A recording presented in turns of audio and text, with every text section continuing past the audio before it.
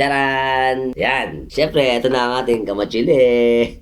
Scientific name ng kamatsili, ang Pitasilobium dulce. Ito po ay isang uri ng puno na katutubo sa Mexico. Ito ay matatagpuan sa maraming bahagi ng mundo at isa na rito ang Pilipinas. Ang pangalan niya ay tawag din ng Cedras thorn o Manila tamarind. Ang itsura ng puno ng kamatsili ay may sanga na maraming tinik.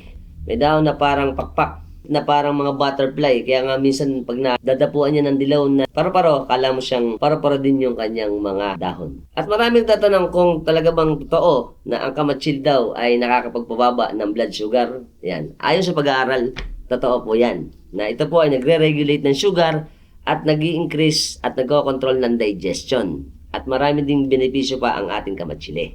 Kaya nung araw, ito ay ating kinakain. Pero ngayon, madalang na kasi yung puno. Ang pipi, ibig sabihin ng pipi, manipis pa. So, ibig sabihin mura. Malintog, ayan, malintog. Ibig sabihin nun, malapit ng mahinog. Ayan, ang malintog. At syempre, yung putok. Ito ang putok na. Yan ang ating kamatsili. Syempre, titikman natin. Tikim-tikim, huwag lang ko kapali. Ito pa mga bata. Hindi natin alam kung bakit pero pag kumakain yung mga ito ng mga bata, kinukups. Dahil daw yun sa kanyang substance. Kaya, masarap. Tamis lang ang lasang bubble gum.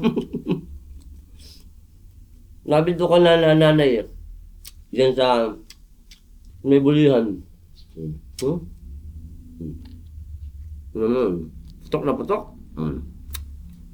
May mga kamatsili na medyo mapakla.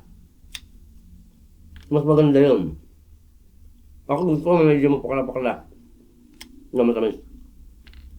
Kung nagugutom ka dati, kumakas ka ng kamatsili, nakakabusog kasi ito. Kaya nung araw mga tao, walang galang sakit. Kasi nung araw, ang mga pagkain natin, mga chichirya natin nung araw, mga ganito, sinigwalas, kamote, singkamas, saging saba. At nung araw, tinatalopan to.